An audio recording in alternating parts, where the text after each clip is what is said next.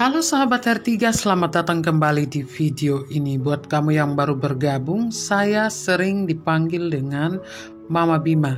Kali ini saya mau menjawab satu pertanyaan tentang jam kerahiman ilahi. Adakah yang mengalami mau berdoa jam kerahiman ilahi tapi telat ya? Terlambat beberapa menit. Masih bolehkah melanjutkan berdoa jam kerahiman ilahi? Nah, ini satu pertanyaan yang mau saya jawab di video ini. Teman-teman perlu ingat bahwa dulu Santa Faustina mendapat wahyu Tuhan tentang jam kerahiman ilahi. Lalu ia mencatatnya di dalam buku harian Faustina. Wahyu Tuhan tentang jam kerahiman ilahi itu ditentukan sendiri oleh Tuhan. Artinya Tuhan Yesus sendiri yang menentukan jam kerahiman ilahi, yaitu jam 3 sore. Mengapa jam kerahiman ilahi ditentukan tuh tepat di jam 3 sore? Karena Tuhan mau kita berdoa tepat di jam kerahiman ilahi untuk menghormati sengsara dan wafat Tuhan Yesus. Di jam 3 sore itu dalam roh kita berdiri di bawah salib Kristus untuk memohon belas kasih Tuhan bagi kita sendiri dan seluruh dunia, terutama bagi orang-orang berdosa. Itu artinya di jam kerahiman ilahi, kita hening dan berdoa secara pribadi, merenungkan sengsara dan wafat Yesus dengan menghormati saat-saat Tuhan Yesus berada dalam sakratul maut. Sampai di sini jelas ya teman-teman, apa yang harus kita lakukan di jam kerahiman ilahi itu? Yang kita lakukan adalah berdoa secara pribadi.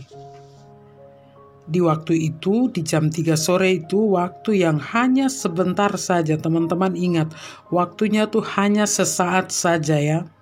Sehingga kita harus benar-benar memanfaatkan waktu yang hanya sebentar itu untuk merenungkan sengsara Tuhan secara pribadi dan berdoa bagi orang-orang berdosa. Kita masing-masing ini kan punya wujud doa yang berbeda ya.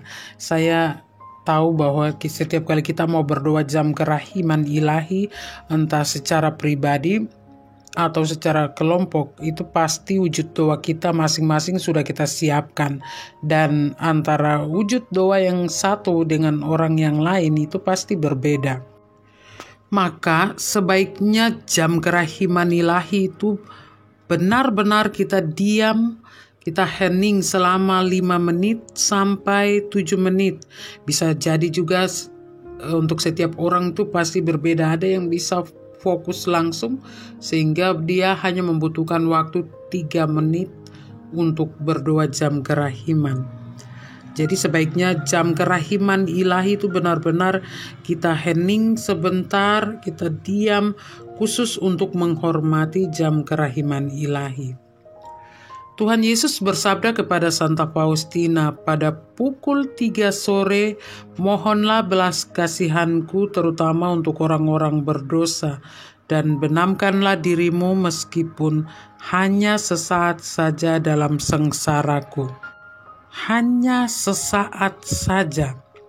Artinya, meski hanya sebentar saja, kita diam secara mental, berhenti dari segala aktivitas kita, lalu berdoa kepada Tuhan Yesus.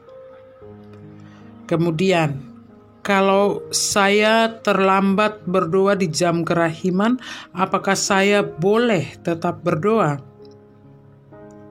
Sekarang saya mau tanya ya teman-teman, terlambatnya itu berapa lama?